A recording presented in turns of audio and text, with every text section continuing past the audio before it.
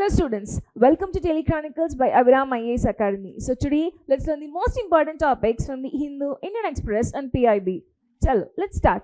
First, let's see the topics. So today's topics are National Civil Services Day, and also let's discuss about Har Ghar Jal scheme, and also let's talk about the Gandhi Sagar Wildlife Sanctuary. Enduku?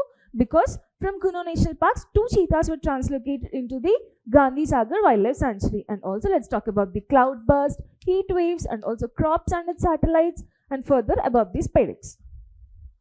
Now, first article is about the Civil Services Day. So today is National Civil Services Day, and it is celebrated every year on April 21. Enduku? Because today is the birth anniversary of Sardar Vallabhai Patel. మరి Sardar Vallabhbhai Patel birthday అప్పుడు మనం ఎందుకు celebrate చేసుకుంటున్నాం? And also Sardar Vallabhbhai Patel is called as iron man of India. అవునా? Iron man of India. మరి Sardar Vallabhbhai Patel birthday అప్పుడు మనం ఎందుకు సివిల్ సర్వీసెస్ డే సెలబ్రేట్ చేసుకుంటున్నాం? Because he was the one who has he has met the first batch of IAS officers in Delhi Met-Gulf. Okay, due to that gratitude, we are celebrating the National Civil Services Day on his birthday. Okay, and Sardar Vallabhai Patel has told civil services as the steel frame of India. He called civil services as steel frame of India. Okay. Now further, ఈ రోజు ఏం నేర్చుకుందాం ఈ civil services డేలో అంటే ఎలా civil services evolve అయింది, like pre independence period and post independence పీరియడ్లో. So basically who is considered as father of civil services? So Lord Cornwallis is considered as father of civil services in India. And now further, so in the year 1970s, he has introduced one thing. Wala servants ni bribe తీసుకోకండి Indians నుంచి అని చెప్పాడు అన్నట్టు.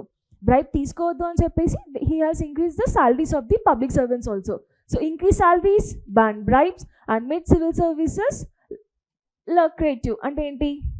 ఎక్కువ money fetching job లాగా చేశాడు అన్నట్టు. And further seniority based promotions అనేవి ఇచ్చాడు.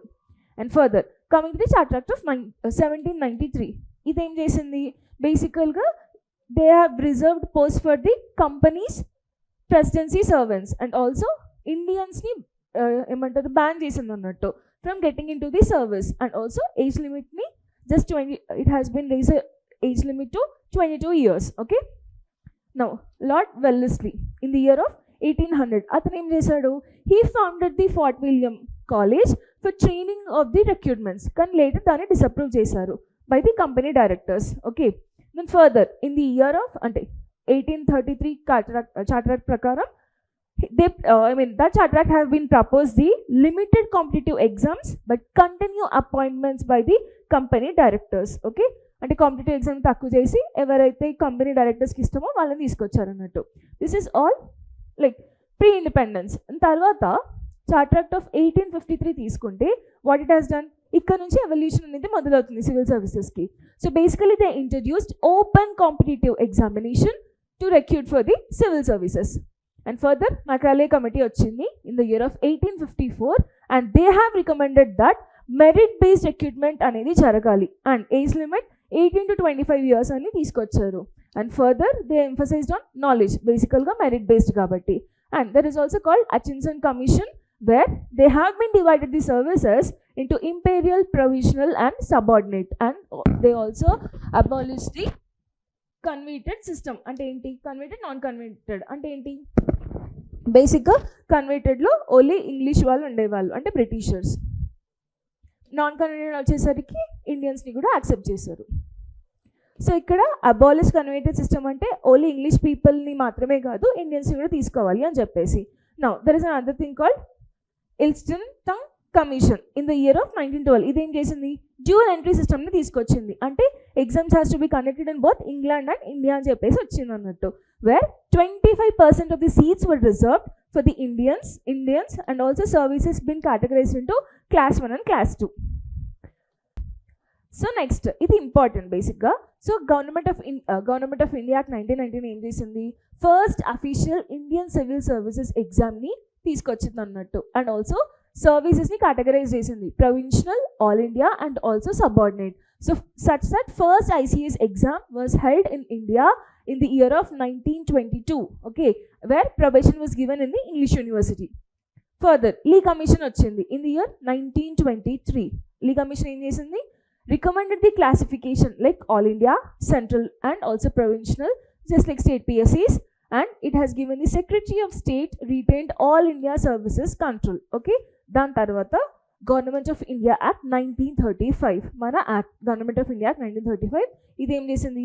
Protected the civil services, servant privileges and the tenure salary and established Public Service Commission and start అయింది, and also Provincial Public Service Commission, where something like State Public Service Commission, Joint Public Service Commission, and only IAS, IPS, IFOS, Indian Forest Service are now considered as all India services, right? This is the evolution of civil services. So mali chusukundam, who is father of civil services? Lord Cornwallis. Atanu em chesadu? Bribery ni తీసేసి ban chesesi he has increased the salaries. Next comes the Charter Act of 1793. Please to ఏమంటారు చూసుకోండి ఎగ్జామ్కి, these are the important things. Charter Act of 1793 and also 1800 Lord Wellesley time, and also Charter Act of 1833. Charter Acts are very important for the exam. Okay, please to have a glance at them and remember them. దాని తర్వాత Macaulay committee వస్తుంది. Charter Act of 1853 is important. Okay, ఈ commissions already గుర్తుండిపోతాయి. ఈ commission is associated with ఏంటి అని అడుగుతాడు. Okay, and also government of India act 1919 and also further lastly government of India act of 1935. This is important. Okay, చలో next let's see about a scheme that is Har Ghar Jal scheme. ఇదంతా న్యూస్లో ఉంది because government has told that Jal Shakti wants 2.79 lakh rupees of money additionally more for flagship water scheme, that is Har Ghar Jal scheme, and panel clears the half అంటే 1.25 lakh crores release చేసేసింది అన్నట్టు. ఓకేనా? So that is why this is in news. ఇప్పుడు బ్రీఫ్గా Har Ghar Jal scheme గురించి తెలుసుకుందాం. Har Ghar Jal scheme was basically nothing but it is also known as Nal Se Jal Yojana, అంటే every house హోల్డ్కి tap connection. Okay, and it was implemented, launched in the year 2019 and it is implemented under Jal Jeevan Mission. Jal Jeevan Mission అంటే ఏంటో తెలుసుకుందాం తర్వాత. By and ఒక separate మినిస్ట్రీని తీసుకొచ్చారు. That separate ministry is ministry of Jal Shakti. Okay, once again her Ghar Jal scheme also known as Nal Se Jal Yojana and tap connection for every household, and it is launched in the year 2019. Year అక్కర్లేదు, but basically it is implemented by the Jal Jeevan Mission. It is component of Jal Jeevan Mission and also it comes under Ministry of Jal Shakti, right? Now ఏమేంటి అసలు ఎందుకు ఈ స్కీమ్ని తీసుకొచ్చారు? To provide fully functional, safe and also affordable tap water connections to every house. Actually 2024లోనే జరగాలి every houseకి, but somewhere delay is happening. So to provide fully functional, safe and affordable tap water connections to every rural household by the year 2024. Now further, ఇప్పుడు fully functional అంటే ఏంటి? ఒక పర్సన్కి ఒక హౌస్లో at least 55 liters per person per day of drinking water, అంటే యూసేజ్కి ఉండే water, that is potable water available throughout the year. Okay, so fully functional అంటే ఏంటి? ఇక్కడ ఒక పర్సన్కి ఒక ఇంట్లో 55 liters ఆఫ్ వాటర్ని యూజ్ చేసుకునేలాగా. నా if you see the key features, basically pani committees అని ఉంటాం అన్నట్టు. పానీ సమిటీస్ వాటర్ కమిటీస్ని ఎస్టాబ్లిష్ చేశారు విలేజెస్లో. What is the purpose of this? For seeing the functions అన్నట్టు. అంటే వాటర్ ఎలా యూజ్ చేసుకుంటున్నారు విలేజర్స్, వాటర్ యూసేజ్ ఎలా ఉంది, ఎంత వాటర్కి ఎంత పేమెంట్ చేయాలి. Actually free, but at what cost the villages will consume the water అని చెప్పేసి, అంటే వాటర్ వేస్ట్ అవ్వకుండా బేసిక్గా. And also there are two things here. First is Burhanpur district in Madhya Pradesh have been declared as first Har Ghar Jal certified district. అంటే ఈ డిస్ట్రిక్ట్లో అన్ని హౌసెస్కి tap water connection అనేది వచ్చింది. So Burhanpur district in Madhya Pradesh, remember, it has been declared as first Har Ghar Jal certified districts. And later Goa is the first state to achieve 100% tap water coverage. Okay, Goa is the first state to achieve the 100% tap water coverage. Further, let's see about the significance of the scheme. What is significance? Basically, to give the clean water, right? So, it acts as clean drinking water for all the rural households, and further, It will improve the public health and also quality of the life, and it is supporting UN Sustainable Development Goals. One is 6 support చేస్తుంది. 6 ఏంటి? Clean water availability, and further 3.9. 3 ఏంటి? SDG 3 health related, clean sanitation and health. So SDG 6.1 is support చేసేది. 3.9 6.1 వచ్చేసరికి safe and affordable drinking water for all, and coming to 3.9 it is reducing mortality అంటే deaths దేని వల్ల వస్తుంది death? Due to improper water కూడా, due to improper water. కొలరా వస్తుంది water క్లీన్గా లేకపోతే, right? So to decrease the mortality from the unsafe water and also the poor sanitation. So it is supporting two things, SDG 6.1 and SDG 3.9. Ippudu let's talk about the Jal Jeevan Mission, because Har Ghar Jal is a component of Jal Jeevan Mission. Basically this was launched by Ministry of Jal Shakti.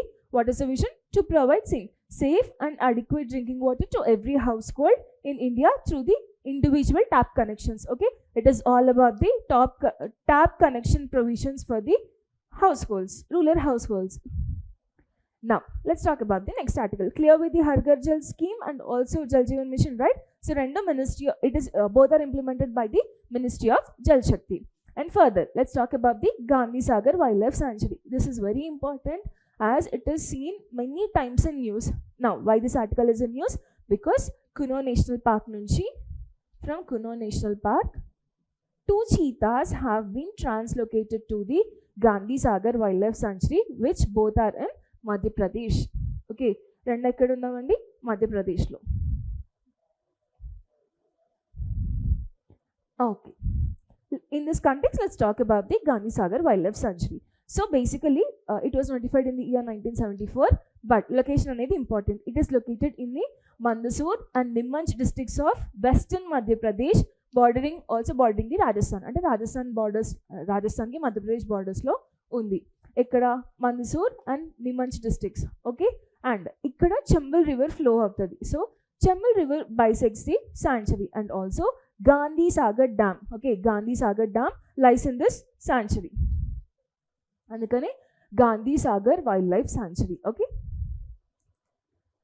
now further let's know some details of it. So it is characterized by rocky terrain and also shallow topsoil. Okay, rocky mountains and also shallow topsoil. Basically you can see the grasslands here, grasslands. So it is savanna type of ecosystem where open grasslands are found, and also dry deciduous trees are found, and also shrubs kuda untavi, and also riverine valleys are present where it hosts the evergreen vegetation. Okay, evergreen vegetation. Now what is the significance? It is sharing the landscape similarity to the Masai Mara National Park is in Kenya, which is very important for the cheetahs. So alanti same conditions ni Gandhi Sagar Wildlife Sanctuary istundi, and before Gandhi Sagar Wildlife Sanctuary, Kuno National Park has been chosen for the relocation of the cheetahs. That is the first home, and Gandhi Sagar Wildlife Sanctuary is the second home, right? So these two are similar to the Masai Mara National Park of Kenya, of South Africa. Okay, so adi.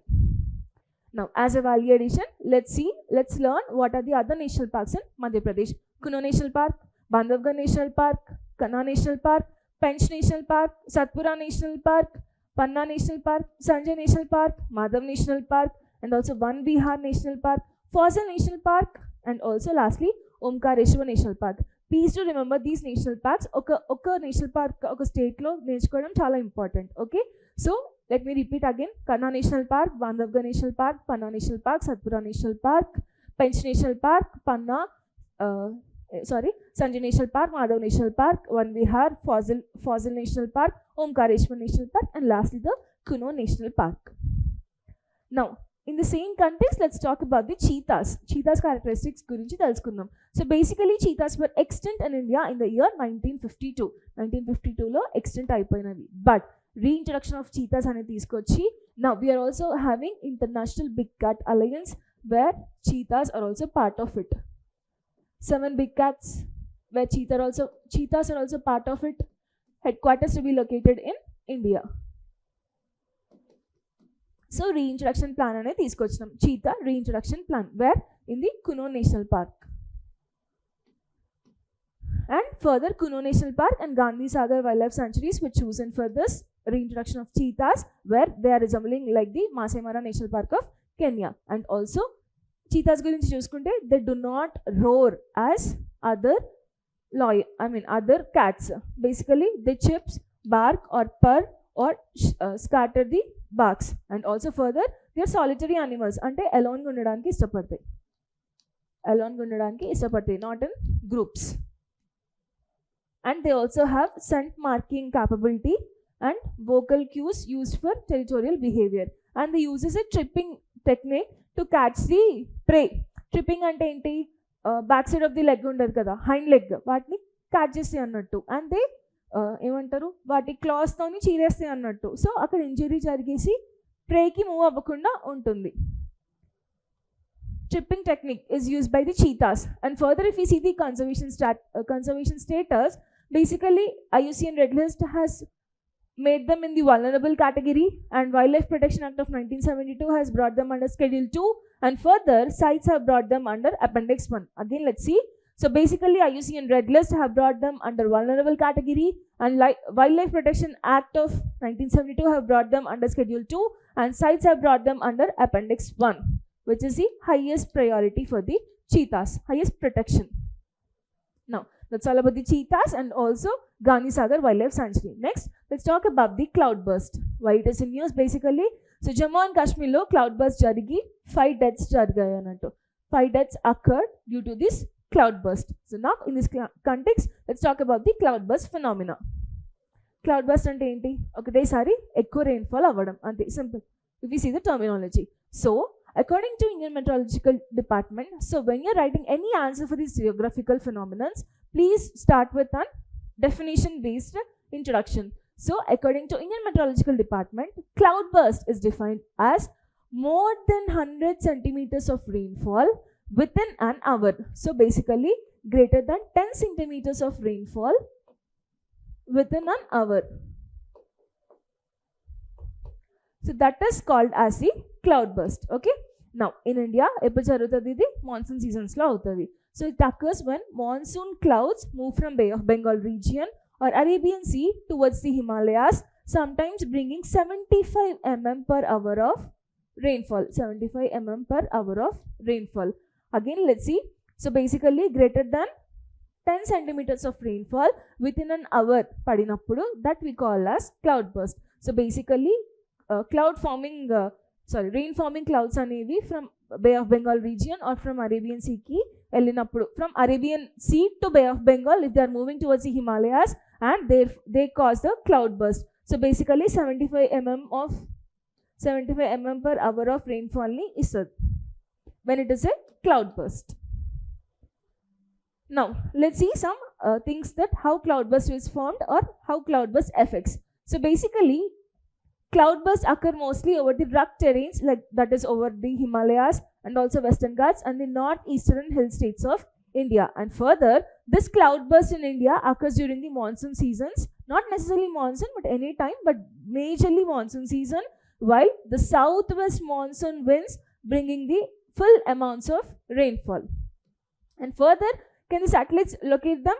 Can satellites can give the pre-information? No, they can't, because satellites fail to detect the cloudburst systems as the resolution of the precipitation radars are much smaller than the area of the individual cloudburst events. So satellites fail and the satellites evaluate information. That is why we are having the huge loss.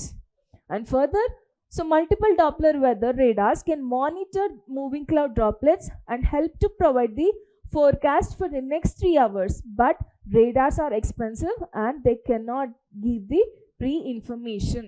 And lastly, basically, the change in the monsoon extremes and cloudbursts are in response to the 1 degree centigrade rise in global surface temperature. So, ఈ cloudburst ఎందుకు వస్తుంది?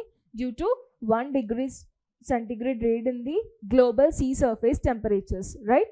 So, that is why we have to control our climate change or increase of global temperatures. Everything is linked to climate change, amma, right? So, okay, next. Let's see the effect. Why cloudburst is occurring? Why cloudburst? So basically due to orographic rain. Orographic rain ante enti ikkada mountain rain. Okay, first what is happening, moisture is creating, it will encounter a mountain or hill and is forced to raise, right? Second, what happens, raising of cool air, అదేమవుతుంది, condense అయ్యి క్లౌడ్స్గా develop అవుతాయి. You can see here cloud development. And further what happens, it is going upwards and flow of air prevents this condensing rain drop from the falling into the ground, and further lack of upward air prevents the dispersion of the moisture ni control cheseskuntadi. Tarvata em avutadi, this stored water, this stored moisture will come as the rain all of a sudden. So it is released suddenly, and ikkada nunchi mountain ikkada nunchi start ayinda, so slowly it is going here and it is falling towards the mountain side, other side of the mountain, and steep slope causes the flash floods. Ikkada mountains ki clouds takesi all of at once clouds will release their moisture in the form of cloud burst, right? This is a phenomena. So basically if we see again, let's see causes of cloud burst. Three ways: strong upward currents where hot air rises upwards and holds the raindrops aloft, allowing them to grow in a big size. Then what happens, when the upward current weakens, they accumulate water and all of a sudden the water is released or the moisture is released. And further orographic lifting, tarvata em avutadi, air ఒకటేసారి పైకి వెళ్ళిపోయి they raise over the mountains, cooling and condensing చేయడం వల్ల they promote the heavy localized rainfall. And also if you see the topography, what happens, complex terrain in hilly or mountainous regions where it enhances the rainfall concentration. Simply nothing but, see, clouds are raising, the cool condensed air is rising, and orographic rain and mountain rain, other side of the mountain side lo rain padutundi. Okay, so it is often influenced by the monsoon dynamics and also localized weather patterns. This is all about the cloud burst, simple phenomena. So moisture is raising up and all of a sudden the cloud burst is occurring, the sudden release of rain is occurring. Now further let's talk about the heat waves. You can observe the heat waves now itself, right? మే రాలేదు, ఇంకా ఏప్రిల్లోనే ఉన్నాం, but ఎండలు చాలా ఉన్నవి. So ఏ measures ఏం తీసుకోవాలి అని చెప్పేసి ఆర్టికల్ వచ్చింది ఈరోజు, which is very important for the mains. Please to read it. Now let's talk briefly about the heat waves. What are heat waves? Abnormal high temperatures during the summer months like March to June. And okay, now further oka heat wave ni heat wave ni declare cheyalante em cheyali, criteria em undali.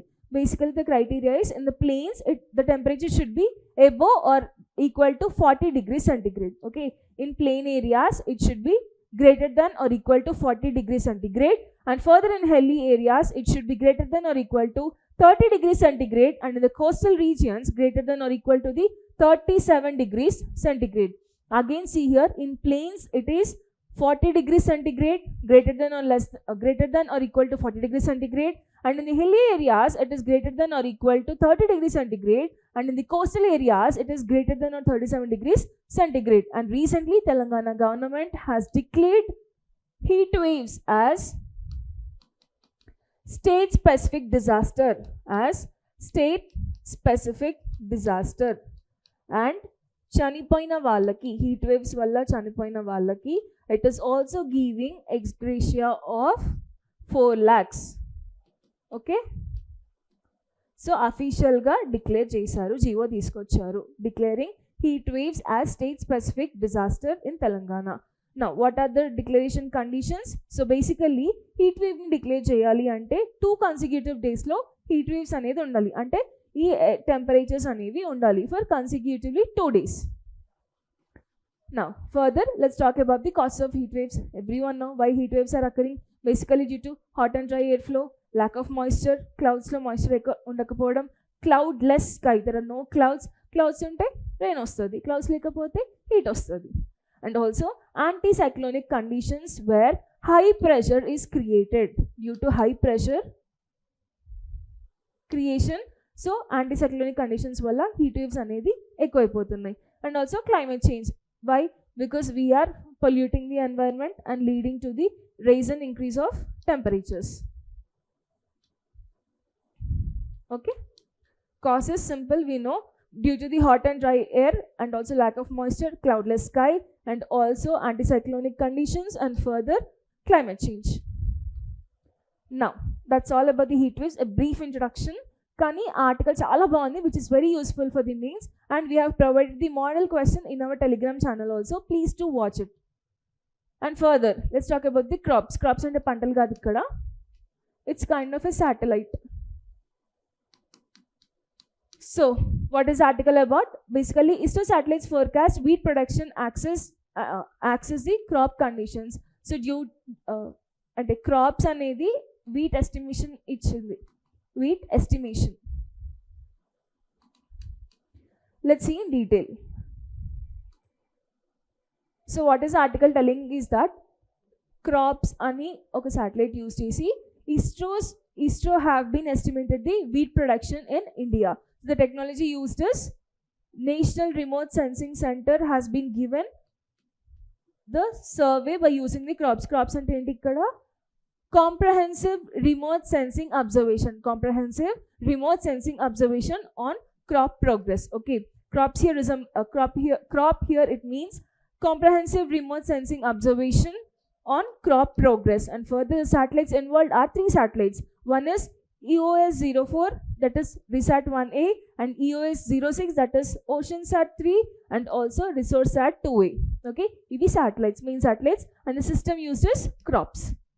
Now in specifically, let's talk about the crop. So basically, it is developed by the ISRO's NRSC, that is National Remote Sensing Center, and further purpose enti real-time monitoring of crops, like crop sowing progress and also its harvesting. And the seasons covered are Rabi season is covered now. It mainly focuses on wheat crops. So estimation enta chesindi 122.724 million tons of wheat from just 8 states nunchi 122.72 millions. Okay, what are the 8 states? Like Central Indian states annattu. Uttar Pradesh, Madhya Pradesh, Rajasthan, Punjab, Haryana, Bihar, Gujarat and Maharashtra. Idi gurtunchukovalsina avasharam ledu, but you have to remember about this. And the technology used at 3 satellites ni use chesindi. Integration of 3 satellites, that is EOS-04, RISAT-1A, OceanSat-3A and also ResourceSat-2A. Now, ఒక్కొక్క satellite గురించి తెలుసుకుందాం. So, if we take EOS-04, basically it is also called as Radar Imaging Satellite 1A, that is RISAT-1A, and it uses the synthetic aperture radar. The synthetic aperture radar ఏం చేస్తుంది? high resolution images ని తీస్తుంది అన్నట్టు. It gives the high resolution images, and the purpose is to observe all day, all weather, day and night earth observation, which is useful for agriculture, forestry and also soil mapping. And further, EOS-06 are the OceanSat. Why it is useful? For seeing the ocean and atmospheric satellite. Basically, it monitors the ocean color, wind vector and also atmospheric data, and they also support the coastal and agriculture monitoring. Coastal areas lo unna agriculture ni monitor chesadi. And further, the ResourceSat-2A, what it does? Basically, it is an optical remote sensing satellite where it captures the high resolution images used for crop condition monitoring and also land use mapping and also resource allocations, resource management ni chusanattu. And these all satellites will be giving the crop harvesting survey, అంటే crop progress ని ఎంత crop ఎక్కడుంది అన్న estimation ని ఇస్తుంది అన్నట్టు. Okay, that is the use of these satellites, and these satellites are part of crop. Okay, done. Now next, let's talk about the SpaceX mission. Now, why this is in news again? Basically, second time docking anedi successful ga jarigindi. Second docking has been successfully done. So SpaceX mission, so ISRO have been successfully executes docking of satellites for the second time. Okay, now India is a 4th country after US, Russia and China to conduct the docking experiment. So remember, India is not the first country, India is a 4th country where US, China and also Russia have been done docking before. Now in this context, let's talk about the SpaceX and let's also know about the docking. What is meant by docking? SpaceX tells manandariki first docking experiment of India. So the mission demonstrates it is developed by ISRO and it is demonstrating the in-space docking capabilities. Now what is the objective of this? Basically to demonstrate the docking and undocking and combination ante combining of two small spacecrafts, that is SDX-1 and SDX-2 in the low earth orbit of the low earth orbit. Okay, and now this duration is for 2 years. What is the primary goal? To develop and test the docking technologies for two small spacecrafts. Okay, so basically nothing, two small satellites untaya danni interlink chestam annattu, where in the space, and this is where we want to keep our space station in the Bharatiya Antariksh space station in the space.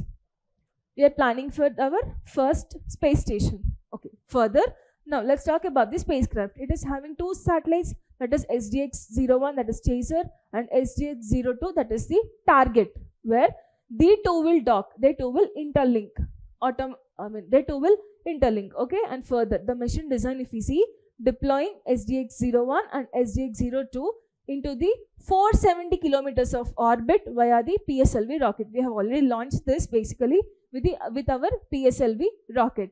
Now what happens? So basically ee rendu interlock అయిపోతాయి అన్నట్టు in the space. We are interlocking in the space. We are sending separately two satellites and we are joining them in the space. That is what docking means.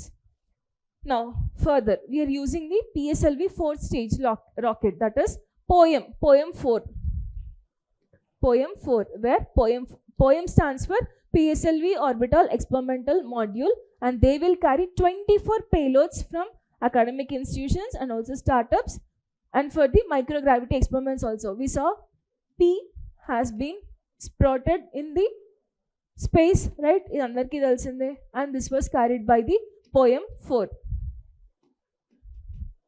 And further, if we talk about the space docking, asal space docking ante enti? Simply, as I said, it is a process of aligning and joining two fast moving spacecrafts in the same orbit, forming them as a single unit. Separate ga two satellites ni send chesesi space station, space lo em chestam, will dock them. Okay, and further what is the purpose of this? So basically large satellites untai kada, making them small annattu. So assembling the large structures in the space and transferring the equipment, crew or suppliables between the spacecraft. For example, International Space Station have been used this docking. So International Space Station aim chesindi, they built a space docking by assembling the modules launched by them separate ga launch chesi they have created one single unit, and further they are doing the continuous docking process there, and that is why they have been established International Space Station. And now India is also trying to establish our first own space station, that is Bharatiya Antariksh space station in the space. Okay, so that's all for today. These are the important topics, and we'll be back with other articles tomorrow. Thank you.